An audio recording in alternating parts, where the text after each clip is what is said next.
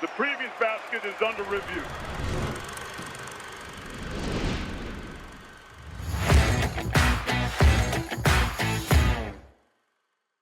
Welcome into another episode of Weekend Under Review here at Basket Under Review. Want to encourage everybody to sign up for Basket Under Review as part of the Trilly Donovan Discord. $10 a month gets you access to all the premium content at Basket Under Review, basketunderreview.com. Gets you access to all of the information that's on the Trilly Donovan Discord.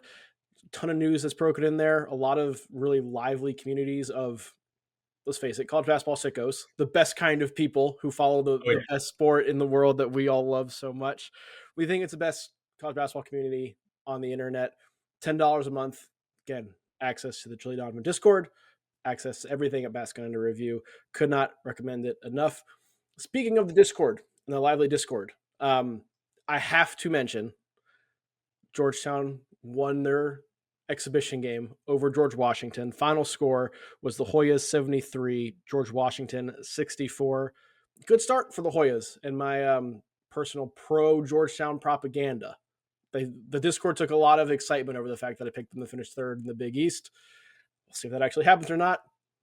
But we're off to an official 0-0 start with a good win there.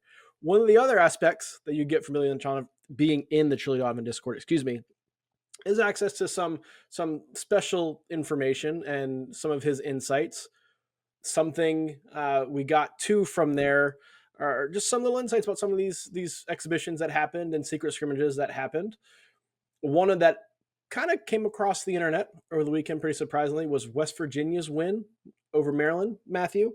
West Virginia 95, Maryland 73. Pretty big disparity there between two teams that I think we would have expected this to maybe go the other way if we were talking about it beforehand. Well, the one stat that we can give you is that West Virginia took almost 2/3 of their shots from three, which would have absolutely dominated, the highest number in college basketball last year. That was slightly over 50. Buzz Williams and now no longer Texas A&M defense, Maryland defense is basically a bona fide zone. They're just going to trap everything and make you swing the ball, and they're going to make you beat them from deep. And Hunter Rauf and Trayson Eaglestaff, the two, quote unquote sharpshooters on this West Virginia team, combined to go 16 of 28. That is well over 50% from three. 16 threes from two players. So if you're a Buzz Williams opponent and you're going to hit 16 threes within two players on over 50% shooting, you will win every single game. So you know what? Great for West Virginia. They looked awesome offensively. Maryland obviously is going to hope for teams to hit less threes against them during the season. Another reason why we don't take these games too seriously, but obviously there is some shooting firepower in West Virginia if you give them looks. We do not take these results as the end-all be-all of what's going to happen during the regular season. However, if West Virginia is going to get 54 points a game from Huff and Eaglestaff, I think they're going to be pretty good. Most certainly. Just throwing that out there. I think Michigan might be pretty good too if they keep getting the performances from Yaxel Lendeborg that they got over the weekend. Friday night, Michigan lost Cincinnati 198. There's some intricacies in there that we will discuss, but Lendeborg was everything Michigan wanted him to be and more. 31 points, 12 boards, 10 of 16 from the field. Was okay in the first half.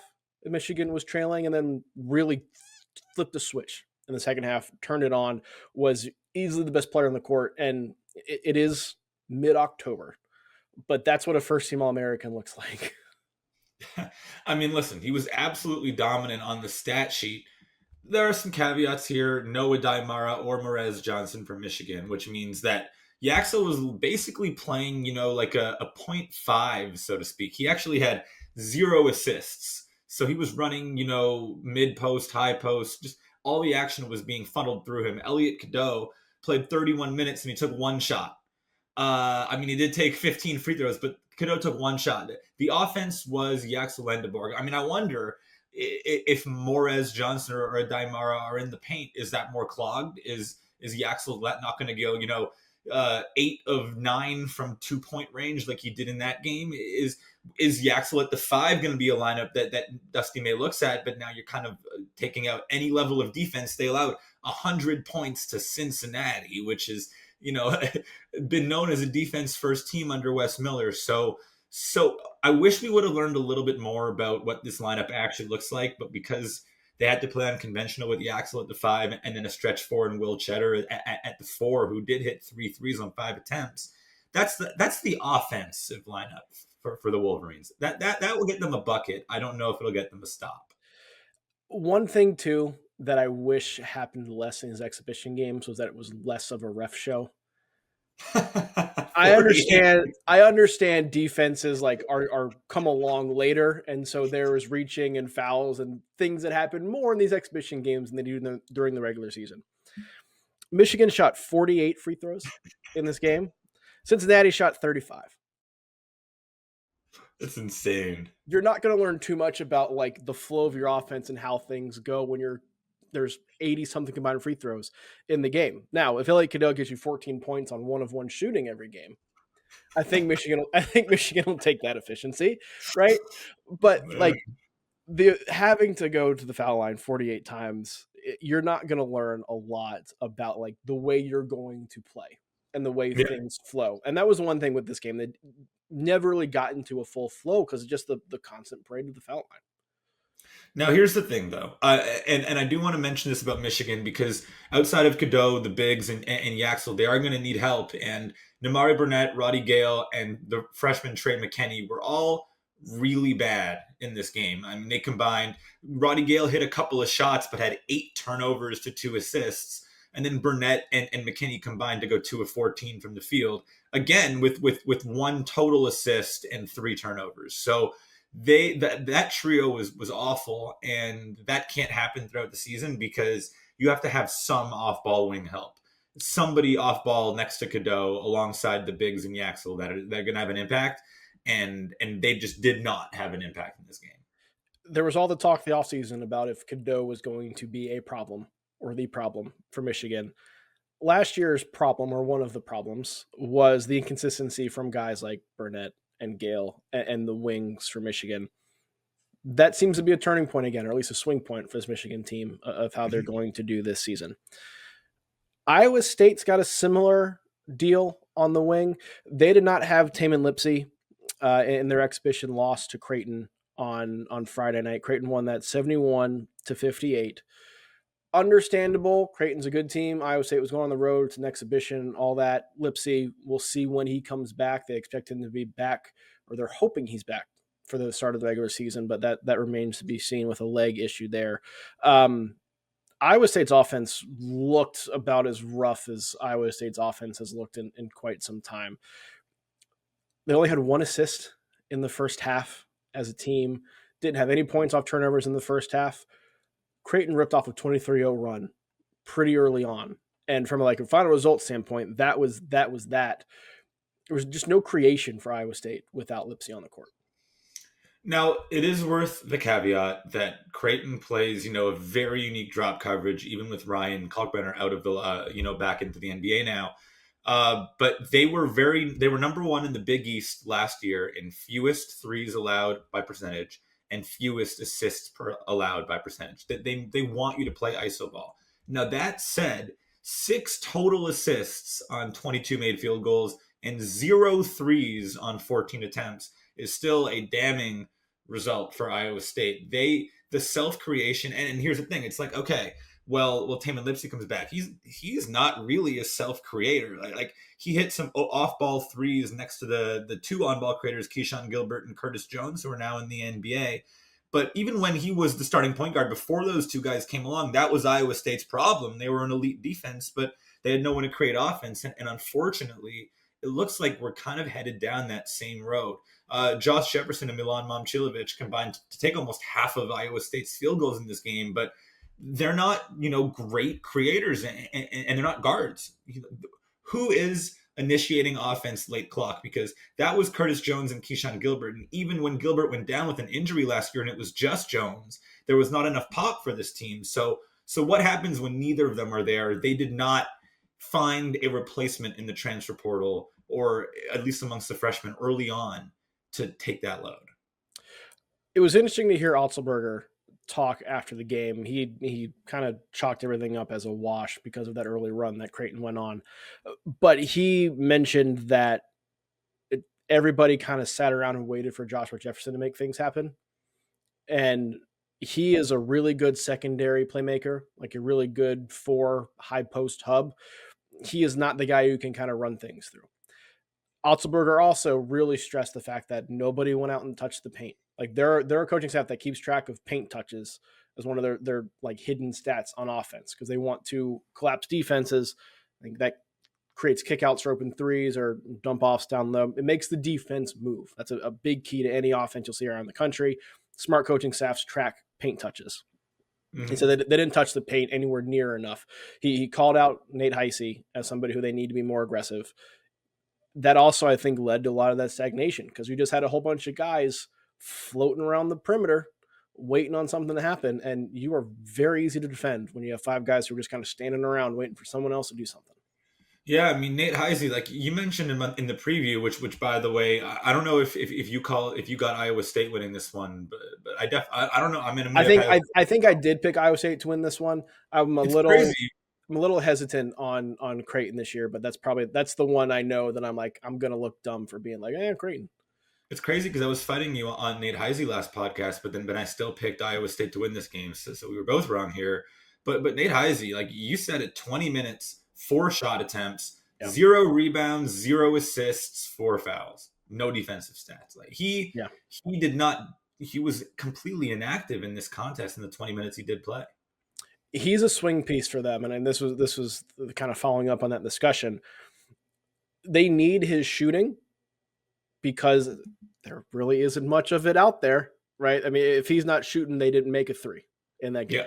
Now there's other factors in play there, but they need his shooting to provide some of that spacing offensively to make it easier for guys like Lipsy and hopefully Heisey himself and Momcilovic to get into the lane, give Jefferson more room to operate, give some of the bench guys more room to operate. But he's also a net negative defensively for the standards Iowa State has, at the very least. So I was interested to see how you'd balance that battle where you need his shooting and the defense. We'll see what kind of happens there. If he's going to be this non-aggressive or this passive on the offensive end and not make shots, that's somebody who goes from being a potential key piece for you to being virtually unplayable. Yeah. Now, it's an exhibition. I'm not here to say Nate Heisey stinks or that he's not going to be an important player for this Iowa State team, but I think it does show how important he is, because if he's a non-factor, there's not other guys who can step up and provide the shooting. And I also go with the defense guys. Yeah. You got it. I mean, there's a lot of holes that need to be filled on this roster, and Tamin Lipsey is not coming back to start the season. So this might be one of those where they might struggle with a couple of teams that they should definitely be beating. Yeah. BYU might fall in that same mode as well. That was one we were interested to see on Saturday at Nebraska. The Cornhuskers won 90-89. AJ DeBonsa did his thing with 30 points. There were some highlight reel plays that were going on social media after. There were some lowlights that some people chose to highlight as well, because it's just part of a freshman growing. But any concerns for you from a BYU standpoint about them dropping this game to a Nebraska team that even the most optimistic Nebraska supporters had them finishing like mid-tier in the Big Ten? Or does this say more about Nebraska to you and under Hoiberg and whatever year it is now?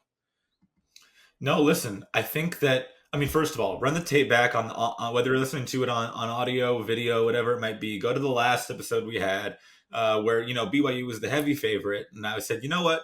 If Rink Mass plays for Nebraska, this team's going to beat BYU. Mm-hmm. Still a new team, still figuring it out. And that happened. Now, granted, that means nothing as much as the game meant nothing.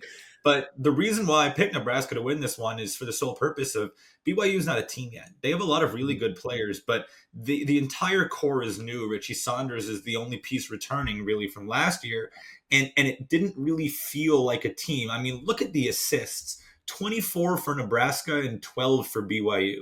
This was basically the name of the game. Both teams have a ton of firepower offensively, one team was able to work together to get those baskets. The other team was able to work individually to score. Now BYU will be able to beat a lot of teams with AJ DeBonsa and Richie Saunders isolation because they're both spectacular players. But Rob Wright wasn't able to get involved in sort of run pick and roll like he did at Baylor. And then Keba Keita, barely played. A part of that is due to, the whole exhibition nature and it not really mattering. But he's got to have a bigger, impose his will more than 5 points and 5 boards in a game because he provides sort of that counterpunch to that offensive, isolation dribble penetration that DeBonsa and Richie Saunders provide. If you are a BYU supporter, I would take solace in the fact that Rob Wright played 16 and a half minutes, did not play the second half of this game, that Keita only played 13 and a half minutes. We talked in the preview too about how part of BYU's like early season up and down nature last year and the strong close was this NBA coaching staff under Kevin Young having more of the NBA mindset of like, we need to be peaking at the right time. Let's use the first part of the season to kind of toy with what we have and figure out what works and what doesn't, right? They used the first part of the season to do that last year, figured it out, and then boom, we're phenomenal the last 2 months of the season. Yeah. I think that the Keita and Rob Wright deal is a little bit of that because Rob Wright was plus 11 in that 16 and a half minutes that he played, plus 10, excuse me. Yeah. I think they knew what that was. DeBonsa is going to be on the court all the time, so you got to figure out how guys work around with him too. I think there was a little bit of toying with some of the bench guys and figuring out who we can rely on at least early in the season and who we can't, what that looks like. But that's what exhibition season's for. You still want to win the game. I'm not taking anything away from Nebraska in this game because Nebraska played phenomenal. Rienk Mast, as you mentioned, both Kevin Young and DeBonsa after the game were like, yeah, that's a lottery guy. Like they were praising him as a first round NBA talent, which he's not. But from a production and efficiency standpoint, like if he can do not 31 points and all that stuff, but if he can have that kind of impact, the Nebraska team could do something.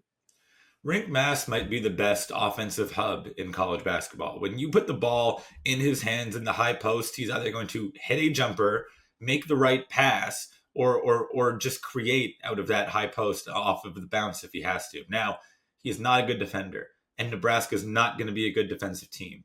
But with the amount of shooting options that this team has, with probably the best offensive hub big in the country, they will just simply outshoot and outscore teams like they did in this game, 16-34 from 3. They only got to the line 15 times, but they were money from deep. Now, if they're going to be dependent on the 3 ball like they were 2 years ago with that Mast and Keisei Tominaga-led team, you're going to have some wild variance results. But it worked in this game against BYU where they did play their guys a little bit more. They were missing a couple of their own. But there's a lot to look forward to offensively for the Cornhuskers. I agree 100%. None of the other top teams that played really struggled or did anything of note. UCLA beat San Diego State 67-60. Arizona beat St. Mary's 81-68.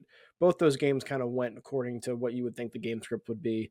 St. John's went over Towson 73-63 is the other interesting one that we need to talk about. St. John's won, which is fine.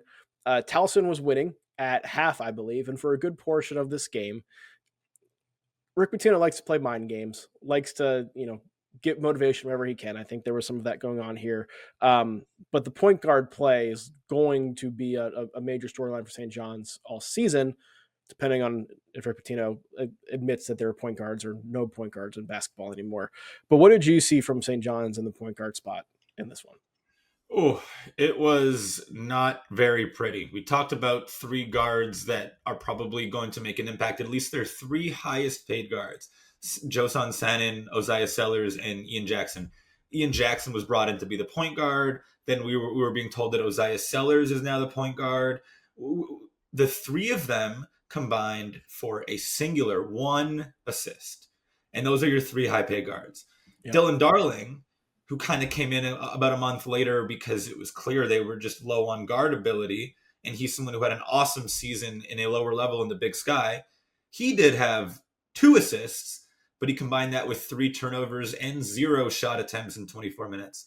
The guard room has a lot of talent for St. John's, but the guard room does not have any effective Big East point guard ability. It's just going to be a problem for them all year.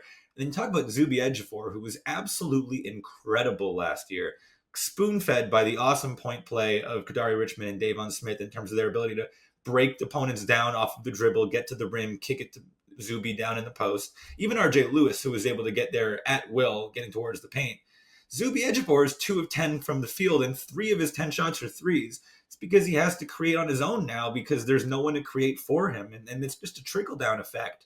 You have to have guys to create for your bigs, and then everybody is kind of more inefficient because of it. And this is going to be a problem.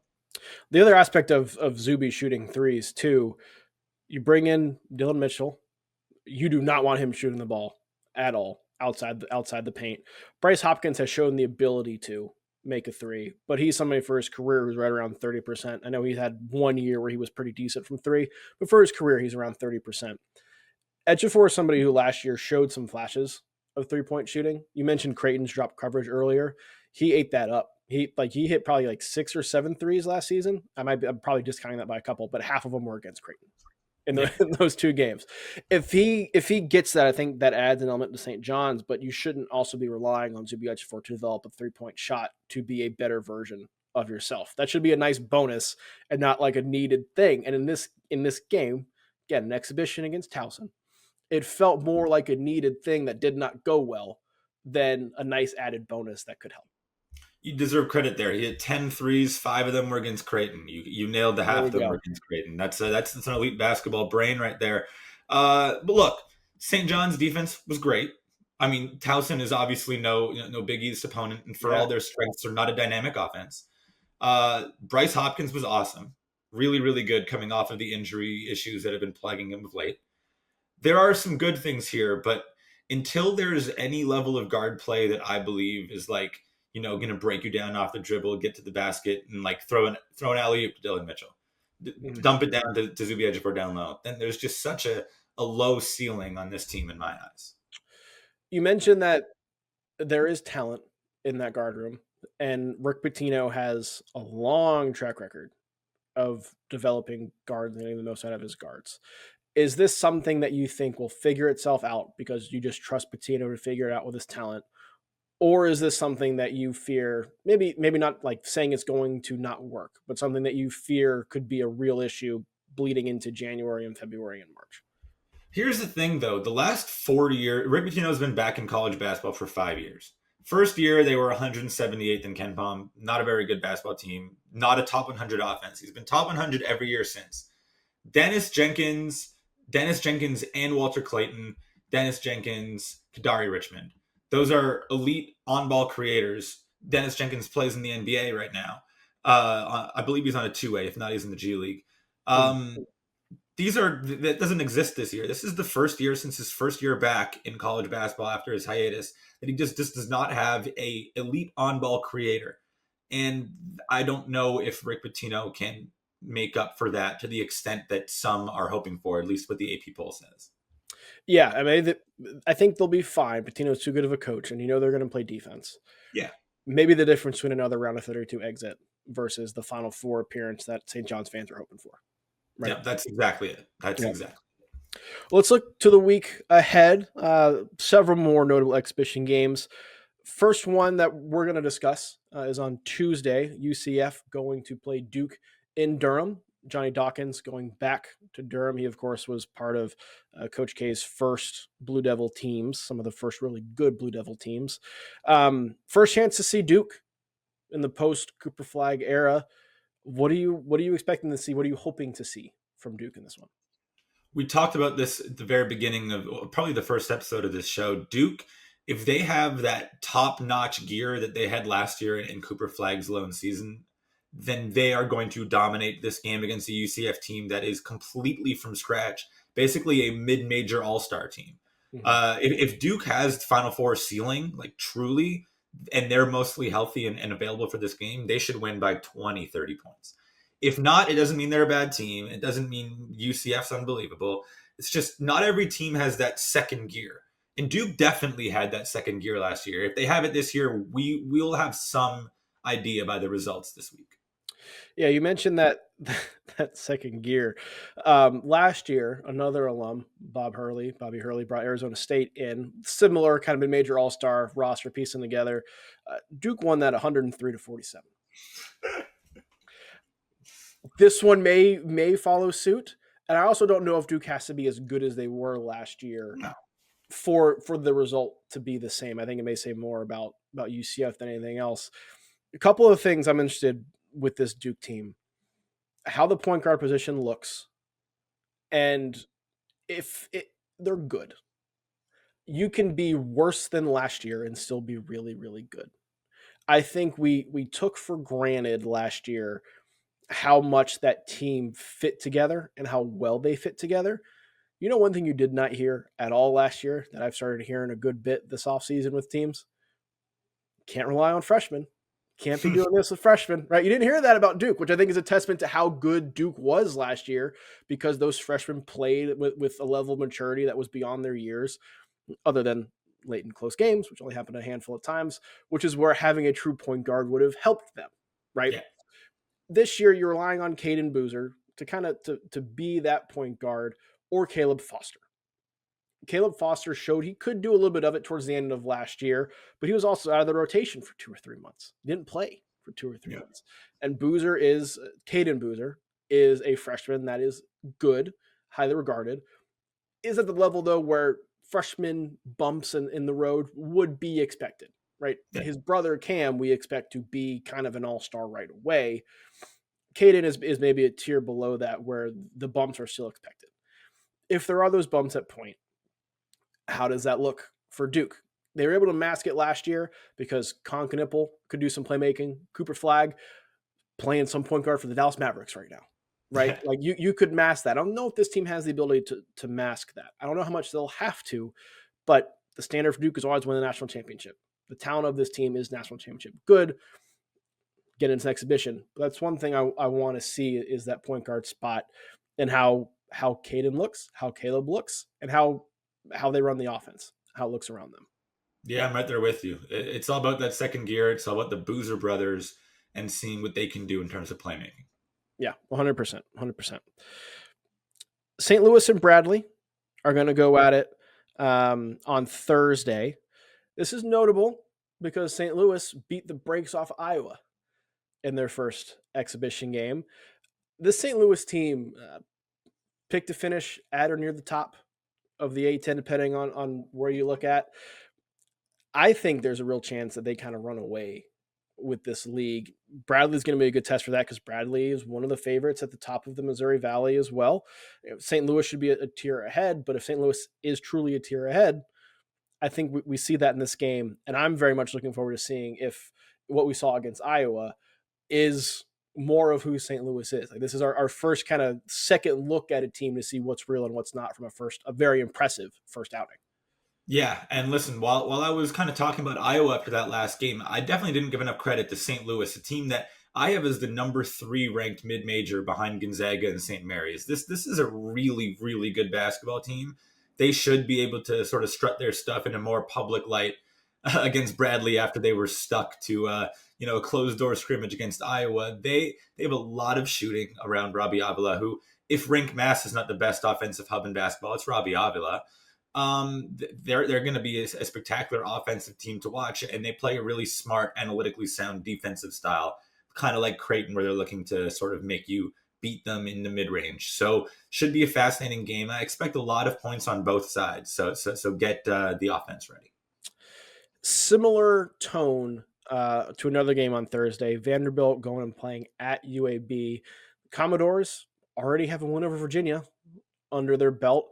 They looked pretty good in that game. I think because of how good the SEC is, there was some thought that Vandy might take a step back because they overachieved last year, and they did. But if the results of the first exhibition and the way they played are any indication, I think at the very least they're going to stay where they were at last year as an NCAA tournament team, if not take a step forward. Again, our second look at them on the road against a solid UAB team, one they should beat. Anything major from that game you're looking to see? Yeah, look for Vandy to see if they can sort of impose their style, the way that Mark Byington wants to play through SEC play, probably a little bit more physical than last year.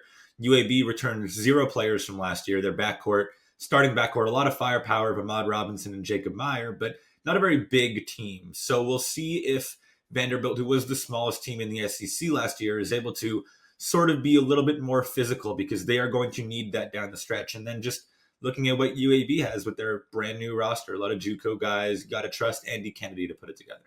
Yep. Other game on Thursday that is very notable. Bowling Green going to play at Michigan State. Our first look at this Michigan State team that I think people are split on, because on one hand it's Michigan State, it's Tom Izzo. On the other hand, who's the guy? Like, Jace Richardson kind of saved them in a lot of spots last year. He's gone playing for the Magic now. That's my big question with the Spartans is who becomes that guy? And this is our first chance to see what that looks like. Let's guess. Let's guess who the guy is. Who's the leading scorer in this game? I'm going to take I've been saying it all off season.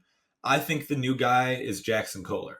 I genuinely think that he is a really good basketball player, excellent rebounder, good around the hoop, and I think he has more offensive skill than he's had to show in the past. I think he will be their feature guy this year. That's just a shot in the dark. I think best case scenario for Michigan State is if Cohen Carr becomes the guy. Right. I might be a sucker for the offseason clips of him making threes and things and doing some stuff off the bounce. But he is the guy who has always been, the potential has been obvious. And it's kind of been like he's always just scratching the surface of his potential, because he is a freak athlete. I think he'd win an NBA dunk contest tomorrow. Put him in there. Defensively, he has all the tools to be elite when he's engaged and active on that end. The issue is teams have not had to respect him outside the paint at all. And he's not the size to be a true big man. They've found ways to use him as a 4 in the dunker spot. But if he is able to improve on his 3-point shot, which has been the insinuation all offseason, if he's able to improve in his playmaking off the bounce, some shot creation off the bounce, as has been the insinuation all offseason, then he goes from being somebody who's like scratching the surface of his potential to somebody who's like, oh, he could average 20 a game and be a first-team All-American. Yeah, I mean, look, there's enough potential in there for that to absolutely be true. I think that there's much less of a projection, even though Jackson Kohler was not a high usage player. Yeah. There's still less projection in him. I probably took the safer route. You took the flashier route, and for all of our eyes watching college basketball, yeah. I hope you're right, because that would be a sight to be seen. The gap between where Cohen Carr was, let's say February of last year, to where he could be in November, December this year is vast. A lot has to happen for him to get to be kind of more of the final product of what the potential says he could be.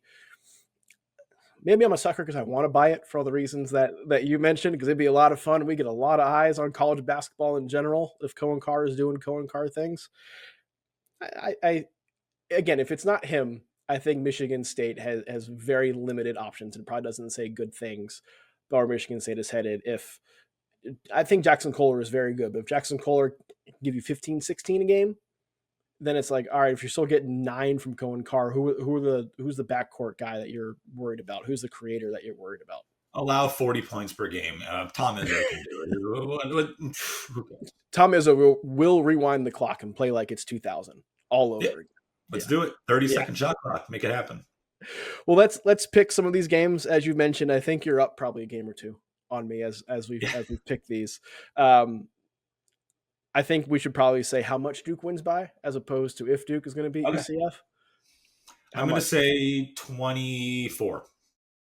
I'm going to go 40. I think Duke wins. Oh, okay. Again, there was no sympathy for Arizona State last season. I think maybe there's no sympathy for UCF here. Okay. St. Louis or Bradley? St. Louis. Agreed.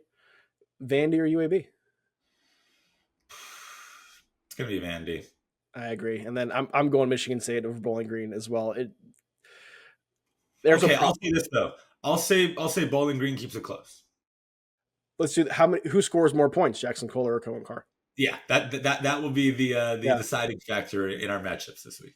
Okay, we like it. We'll be back to break down all those games and anything else that happens during the exhibition and secret scrimmage portion of the week on Friday's episode here, Weekend Under Review. Thank you guys very much for watching and listening. We'll see you next time.